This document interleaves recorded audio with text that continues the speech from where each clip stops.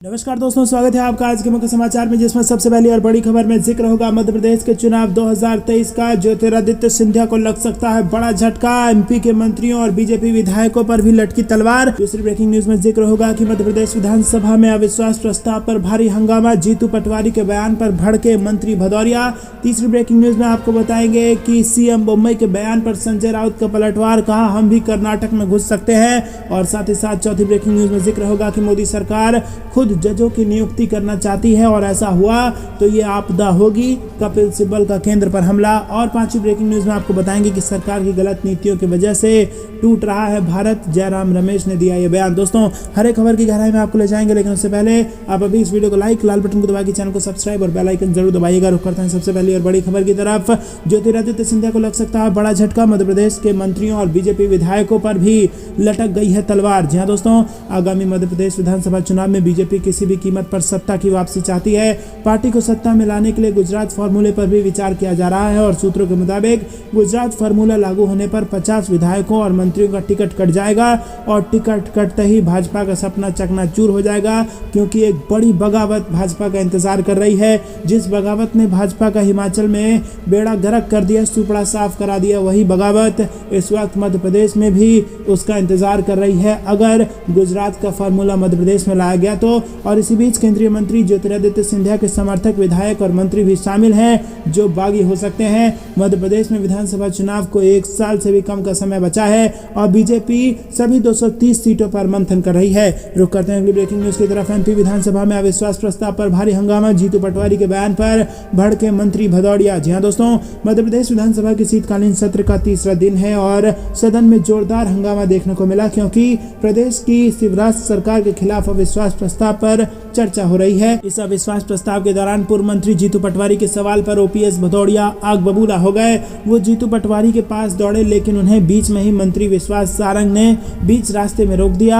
आपको बता दें कि ओपीएस भदौरिया के जीतू पटवारी के साथ किए गए इस आचरण पर संसदीय कार्य मंत्री नरोत्तम मिश्रा ने खेद जताया है। साथ ही ओपीएस भदौरिया के व्यवहार को लेकर अध्यक्ष गिरीश गौतम ने इसको निंदनीय माना है। दोस्तों, आपको बता दें कि दरअसल अविश्वास प्रस्ताव के दौरान जीतू पटवारी के आरोप पर मंत्री ओपीएस भदौरिया इतने आग बबूला हो गए कि वो जीतू पटवारी के पास दौड़ पड़े। हालांकि स्वास्थ्य मंत्री ने उन्हें रास्ते में ही रोक लिया। जीतू पटवारी ने आरोप लगाते हुए कहा कि इवेंट मैनेजमेंट में सरकार अरबों खर्च कर रही है। सरकार के 40 करोड़ से बीजेपी कार्यालय में कार्यकर्ताओं को भोजन कराया गया है। रुक करते हैं अगली ब्रेकिंग न्यूज की तरफ। सीएम मुंबई के बयान पर संजय राउत का पलटवार, कहा हम भी कर्नाटक में घुस सकते हैं। जी हाँ दोस्तों, आपको बता दें कि महाराष्ट्र और कर्नाटक के बीच सीमा को लेकर जारी विवाद गहराता नजर आ रहा है। कर्नाटक विधानसभा में मुख्यमंत्री बसवराज बोम्मई ने साफ कहा है कि हम 1 इंच जमीन महाराष्ट्र को नहीं देंगे। कर्नाटक के मुख्यमंत्री की ओर से आए बयान पर अब शिवसेना के फायर ब्रांड नेता और राज्यसभा सांसद संजय राउत की प्रतिक्रिया सामने आई है।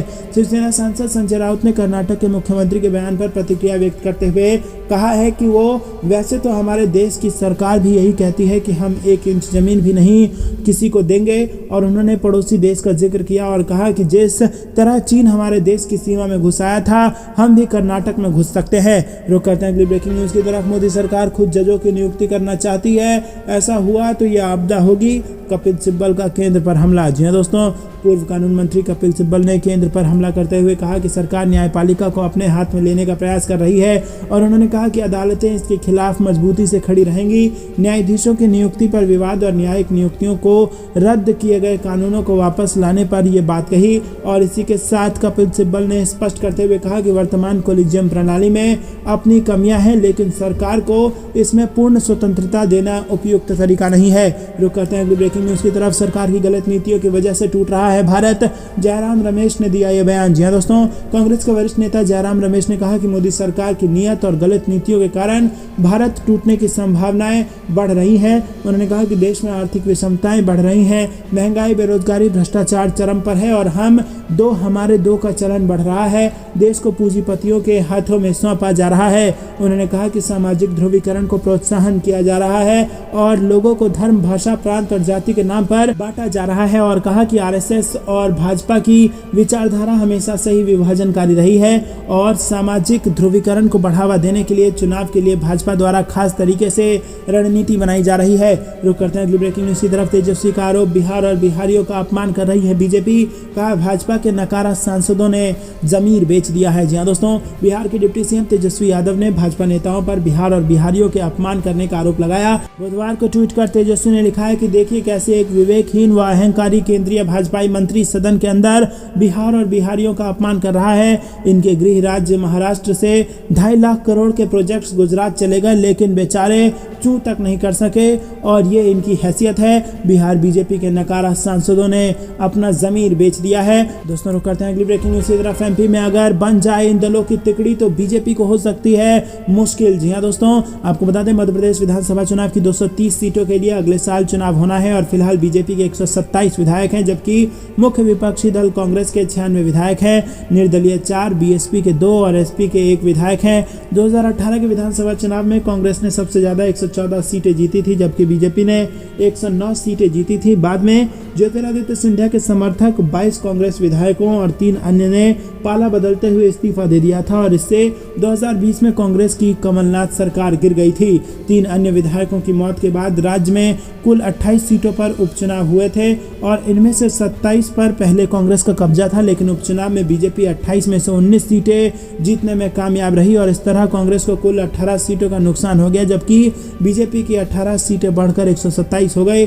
दोस्तों आपको बता दें कि राजनीतिक दल 2023 के चुनाव के लिए 2024 के लोकसभा चुनाव को देखते हुए रणनीति बना रहे हैं और ऐसे में अगर बीजेपी विरोधी दल यानी कि कांग्रेस, सपा और बसपा एक साथ आ जाएं तो बीजेपी के लिए दोनों चुनावों में मुश्किल हो सकती है। और इस बीच आपको बता दें कि चुनावी आंकड़े और वोट परसेंट यहां पर भाजपा की नींद उड़ा रहे हैं। रुक करते हैं अगली ब्रेकिंग न्यूज़ की तरफ। संसद से सड़क तक फार्म में लौटी सोनिया गांधी और अब 12 दलों के साथ चीन पर खोल दिया मोर्चा। जी हाँ दोस्तों, कांग्रेस की पूर्व अध्यक्ष सोनिया गांधी इन दिनों संसद से लेकर सड़क तक एक्टिव दिख रही हैं और पिछले दिनों उन्होंने संसद से वॉकआउट कर लिया था और इसमें उन्हें 18 दलों के सांसदों का साथ मिला था। अब एक बार फिर से वो चीन के अतिक्रमण पर चर्चा की मांग को लेकर सड़कों पर उतरी हैं। उनकी मांग पर कांग्रेस समेत 12 दलों के सांसदों ने बुधवार को संसद के बाहर प्रदर्शन किया। रुक करते हैं अगली ब्रेकिंग न्यूज़ की तरफ। भारत जोड़ो यात्रा से घबरा गई मोदी सरकार, पहले पीएम को चिट्ठी लिखे स्वास्थ्य मंत्री अशोक गहलोत ने किया पलटवार। जी हाँ दोस्तों, आपको बता दें कि दुनिया भर में बढ़ते कोरोना मामले को देखते हुए भारत सरकार भी इसे लेकर कई तरह की तैयारियां कर रही है और इसी बीच केंद्रीय स्वास्थ्य मंत्री ने कांग्रेस नेता राहुल गांधी को एक चिट्ठी लिखी है जिसमें उन्होंने भारत जोड़ो यात्रा में कोरोना नियमों के पालन की बात कही है और अब इस चिट्ठी को लेकर जमकर घमासान मचा है। कांग्रेस नेता सरकार पर आरोप लगा रहे हैं कि वो भारत जोड़ो यात्रा से परेशान हो गए हैं, इसीलिए अब कोरोना का बहाना बनाकर इसे खत्म करने की कोशिश की जा रही है। रुक करते हैं अगली ब्रेकिंग न्यूज़ की तरफ। चीन की घुसपैठ पर जवाब क्यों नहीं दे रही सरकार, सोनिया गांधी का सरकार से सवाल, कांग्रेस ने किया प्रदर्शन। जी हाँ दोस्तों, आपको बता दें कि अरुणाचल प्रदेश के तवांग में भारतीय व चीन की सेना के बीच पिछले दिनों हुए टकराव पर कांग्रेस नेता सोनिया गांधी ने चिंता जताई और पार्टी संसदीय दल की बैठक के बाद उन्होंने कांग्रेस व अन्य विपक्षी दलों के नेताओं के संसद परिसर में राष्ट्रपिता महात्मा गांधी की प्रतिमा के समक्ष प्रदर्शन किया। रुक करते हैं अगली ब्रेकिंग न्यूज़ की तरफ। हरियाणा में चल रहा है भारत जोड़ो यात्रा को मिला अच्छा समर्थन, भूपेंद्र हुड्डा बोले आज महंगाई और बेरोजगारी नंबर 1 पर है प्रदेश। जी हाँ दोस्तों, कांग्रेस की भारत जोड़ो यात्रा हरियाणा में प्रवेश कर गई है और यात्रा राजस्थान से हरियाणा पहुंची। हरियाणा के पूर्व मुख्यमंत्री भूपेंद्र सिंह हुड्डा, वरिष्ठ नेता रणदीप सिंह सुरजेवाला, दीपेंद्र सिंह हुड्डा, पार्टी के प्रदेश अध्यक्ष उदय भान सहित अन्य वरिष्ठ नेताओं ने यात्रा का राज्य में स्वागत किया।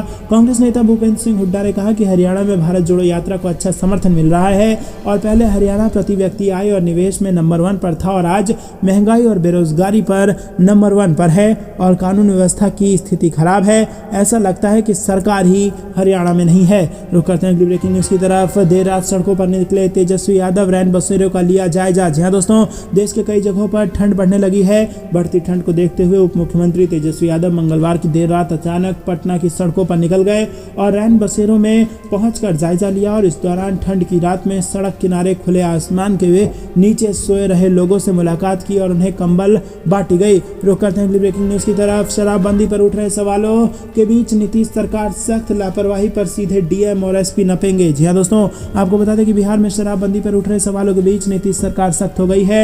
उत्पाद एवं मद्य निषेध मंत्री सुनील कुमार ने सभी जिलों के डीएम, एसपी समेत अन्य आला अधिकारियों को शराबबंदी कानून सख्ती से लागू करने को लेकर निर्देश दिए हैं और उन्होंने कहा है कि अगर शराबबंदी कानून को मुस्तैदी से लागू करने की किसी तरह की लापरवाही बरती गई तो अब आला अधिकारियों पर भी कार्रवाई की जाएगी, यानी कि सीधा डीएम और एसपी नपेंगे। रुक करते हैं अगली ब्रेकिंग न्यूज की तरफ। 500 रुपए के एलपीजी सिलेंडर के बाद अब आटा, तेल और दाल सस्ती दरों पर मिलेंगे, अशोक गहलोत ने बताई इसकी वजह। जी हां दोस्तों, राजस्थान के सीएम अशोक गहलोत ने कहा कि आटा, तेल, दाल और मिर्च मसाले महंगे हो गए हैं। हम चाहेंगे कि कैसे राहत दे सकते हैं और कोई किट देंगे बनाकर तो वो हम दे देंगे और इससे मासिक खर्च उनका कम हो जाएगा। रुक करते हैं अगली ब्रेकिंग न्यूज की तरफ। शिवराज सिंह के खिलाफ मध्य प्रदेश असेंबली में 2011 के बाद हुआ पहला अविश्वास प्रस्ताव, स्पीकर ने भी दे दी इसकी मंजूरी। जी हां दोस्तों, सीएम शिवराज सिंह चौहान के खिलाफ मध्य प्रदेश असेंबली में पहला अविश्वास प्रस्ताव लाया गया है। स्पीकर गिरीश गौतम ने इसे मंजूर कर दिया है और 2011 के बाद शिवराज सिंह चौहान के खिलाफ ये पहला अविश्वास प्रस्ताव है।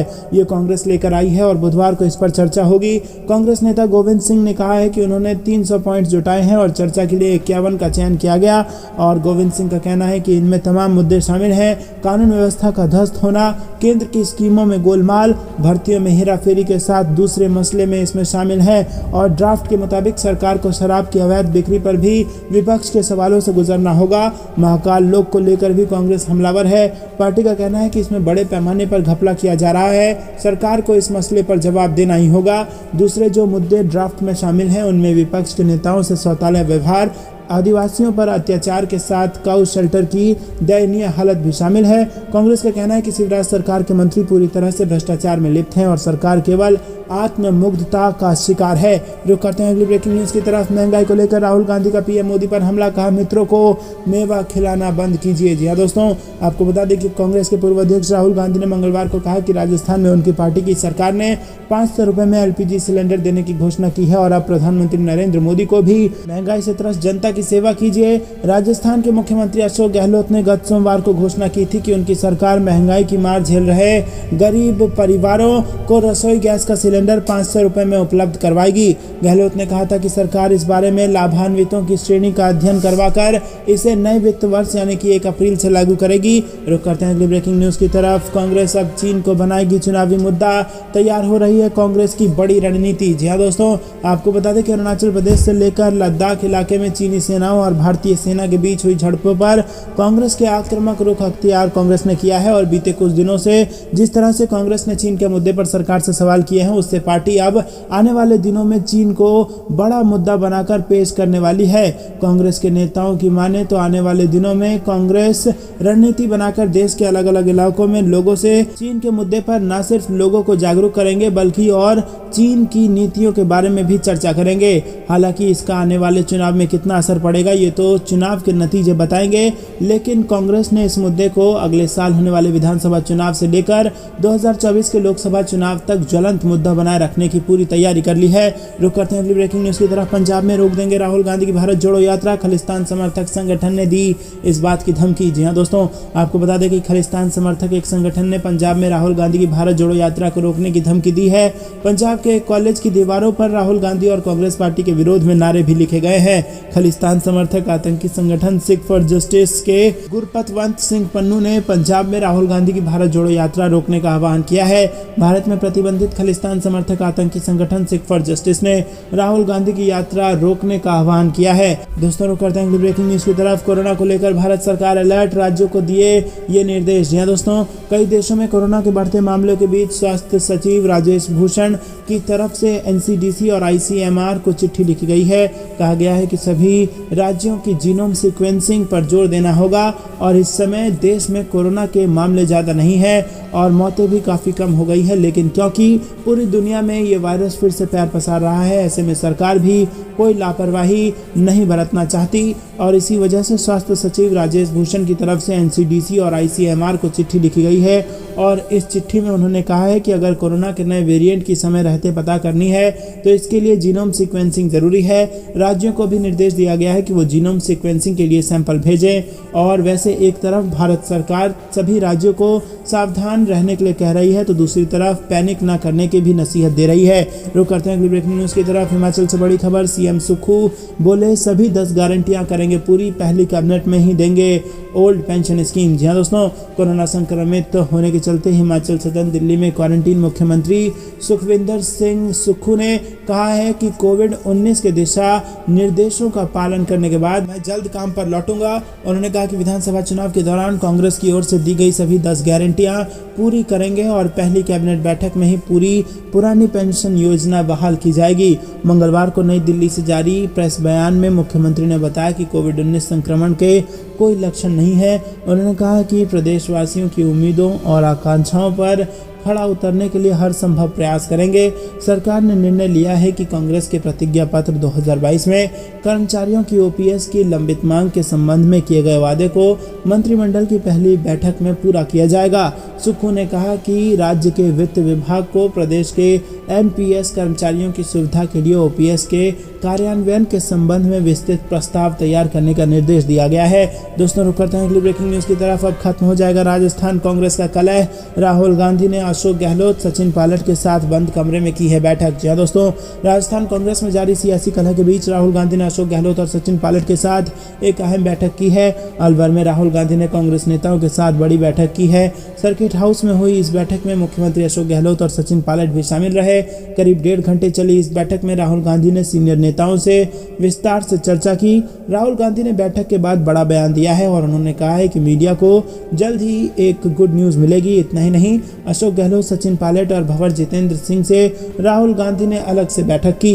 रुक करते हैं अगली ब्रेकिंग न्यूज की तरफ। चुनाव से पहले कर्नाटक भाजपा में शुरू हुआ नाटक, विधानसभा सत्र से गायब रहे कई बड़े नेता। जी हाँ दोस्तों, कर्नाटक में सत्ताधारी पार्टी बीजेपी में सब कुछ ठीक नहीं चल रहा है और अगले साल होने वाले विधानसभा चुनाव से पहले बीजेपी अंदरूनी कलह से जूझ रही है। और इस बीच पूर्व मंत्री के.एस. ईश्वरप्पा और रमेश जारकिहोली ने विधानसभा के शीतकालीन सत्र से दूर रहने का फैसला किया है और वहीं ईश्वरप्पा ने कैबिनेट में फिर से शामिल होने की मांग की है।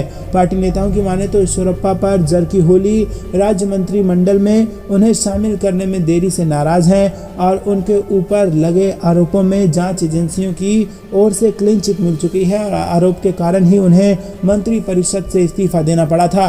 रुक करते हैं अगली ब्रेकिंग न्यूज की तरफ। राजस्थान में न जनता में आक्रोश न नेताओं में जोश, फिर भी बीजेपी का जन आक्रोश। जी हाँ दोस्तों, राजस्थान की 200 विधानसभा सीटों पर 200 रथों के जरिए शुरू की गई बीजेपी की जन आक्रोश यात्रा प्रदेश संगठन के बहुत प्रयासों के बाद कोई प्रभाव नहीं छोड़ पाई है। न आक्रोश व्यक्त करने के लिए जनता जुटी और न बीजेपी जनता में आक्रोश जगा सकी, न कांग्रेस सरकार का व्यापक विरोध हो सका और न सामान्य जन तक कोई संदेश पहुंचा। और कार्यकर्ताओं तो खैर कर भी क्या लेते, अब उनके बड़े नेता ही कहीं एकजुट नहीं दिखे। तो दोस्तों, पूरी तरीके से पैसा बर्बाद भाजपा ने कर दिया है जन आक्रोश यात्रा में, जो कि कांग्रेस के खिलाफ राजस्थान में भाजपा ने निकाला। लगा तो था कि राजस्थान में बीजेपी के प्रदेश अध्यक्ष सतीश पूनिया के नेतृत्व में जन आक्रोश रथ यात्रा राहुल गांधी की भारत जोड़ो यात्रा को टक्कर देगी और पूरे राजस्थान में कांग्रेस के खिलाफ माहौल बनाएगी, लेकिन माहौल कुछ और ही बनता जा रहा है। बीजेपी का प्रादेशिक नेतृत्व आपस में ही टकराता दिख रहा है और बीजेपी इस चिंतन में है कि भले आदमी की छवि वाले प्रदेश अध्यक्ष सतीश पूनिया के नेतृत्व में क्या कोई कमी रह गई है या फिर पूनिया के सहयोगियों का असहयोग पार्टी के इस आयोजन पर भारी पड़ गया है। राजस्थान की दिग्गज नेता वसुंधरा राजे को जहां प्रदेश संगठन ने इस पूरे आयोजन से दूर रखकर अपना महत्व दिखाने की कोशिश की, तो वहीं प्रदेश में पूनिया के प्रतिद्वंदी अन्य नेता भी इस आयोजन में आधे मन से ही जुड़े दिखे। दोस्तों रुक करते हैं अगली ब्रेकिंग न्यूज की तरफ। सपा की 2024 चुनाव पर पैनी नजर, मैनपुरी और खतौली सीट जीतने के बाद अखिलेश संगठन को करेंगे मजबूत। जी हाँ दोस्तों, देश में 2024 में लोकसभा चुनाव होने वाले हैं, जिसको लेकर सत्ता पार्टी से लेकर विपक्षी पार्टियों ने अपनी कमर कस ली है। कुछ दिन यूपी में हुए उपचुनाव में सपा पार्टी को 2 सीटों में भारी बहुमत मिला है और मैनपुरी और खतौली सीट पर फतेह करने के बाद अखिलेश यादव बुलंदियों पर पहुंच गए हैं और इसी के साथ वो संगठन को मजबूत करने में लगे हुए हैं। आपको बता दें कि सपा पार्टी किसी न किसी अहम मुद्दे को लेकर जनता से जुड़े रहना चाहती है। रुक करते हैं अगली ब्रेकिंग न्यूज की तरफ। सरकार के खिलाफ अविश्वास प्रस्ताव लाएगी कांग्रेस, शीतकालीन सत्र में हंगामा होना तय। जी हाँ दोस्तों, मध्य प्रदेश में 19 दिसंबर से विधानसभा का शीतकालीन सत्र शुरू है और विपक्ष ने सरकार को घेरने की पूरी तैयारी कर ली है। कांग्रेस पार्टी सदन में शिवराज सरकार के खिलाफ अविश्वास प्रस्ताव ला रही है। प्रदेश के पूर्व मुख्यमंत्री एवं प्रदेश कांग्रेस कमेटी के अध्यक्ष कमलनाथ के आवास पर आयोजित कांग्रेस विधायक दल की बैठक में सर्वसम्मति से यह फैसला लिया गया। कमलनाथ ने इस बैठक को संबोधित करते हुए उन्होंने कहा कि भारतीय जनता पार्टी की सरकार हर मोर्चे पर विफल हो गई है और ये जनता के बीच विश्वास खो चुकी है। इन परिस्थितियों में कांग्रेस विधायक विधानसभा के शीतकालीन सत्र में अविश्वास प्रस्ताव लाएंगे। प्रदेश के प्रभारी महामंत्री जयप्रकाश अग्रवाल ने कहा कि हमारे विधायकों की ये जिम्मेदारी है कि वो पुरजोर ढंग से जनता के मुद्दों को विधानसभा में उठाएं। रुख करते हैं अगली ब्रेकिंग न्यूज की तरफ। हिमाचल की राह पर भाजपा चल रही है। मध्य प्रदेश में हर विधानसभा में है भाजपा के 5-6 प्रत्याशी। भाजपा को भाजपा से ही हो रहा है नुकसान। प्रत्याशी का लिस्ट जारी करते ही फिर से मध्य प्रदेश में हो जाएगी बगावत। जी हाँ दोस्तों, आपको बता दें कि मध्य प्रदेश में विधानसभा चुनाव 23 की तैयारी में जुटी बीजेपी ने इस बार 200 सीट हासिल करने का लक्ष्य रखा है, लेकिन पार्टी को इस बार कांग्रेस से ज्यादा पार्टी के भीतर ही टिकट को लेकर मचने वाली उठापटक से डर लग रहा है। इस भीतरघात की आशंका हाल ही में प्रदेश कार्यकारिणी बैठक में बीजेपी के राष्ट्रीय महासचिव कैलाश विजयवर्गीय ने ही जता दी है। जानकारी के अनुसार उन्होंने बैठक में कहा कि बीजेपी को इस बार कांग्रेस से नहीं बीजेपी से ही खतरा है, क्योंकि पार्टी के पास इस बार हर विधानसभा में कम से कम 5-6 उम्मीदवार हैं जो विधानसभा चुनाव लड़ सकते हैं। ऐसे में बहुत ही सोच समझकर आगे बढ़ना होगा। यानी कि ये बात तय है कि इस बार पार्टी के अंदर टिकट को लेकर जमकर जोर आजमाइश होने जा रही है और खासकर गुजरात फॉर्मूले से पार्टी आगे बढ़ती है, तो ऐसे में पुराने नेता टिकट बचाने की जुगत में रहेंगे, तो वहीं पार्टी से जुड़े युवा इसे सुनहरा अवसर मानकर जोर लगाएंगे। तो दोस्तों, टिकट को लेकर जबरदस्त घमासान अभी से मचने लगा है भाजपा में और भीतरघात की आशंका है। जिस भीतरघात ने हिमाचल प्रदेश में भाजपा का नुकसान किया, वही भीतरघात अब मध्य प्रदेश में भाजपा का नुकसान करने जा रहा है और भाजपा का वोट बैंक आपस के ही 5-6 प्रत्याशियों में बंटने जा रहा है।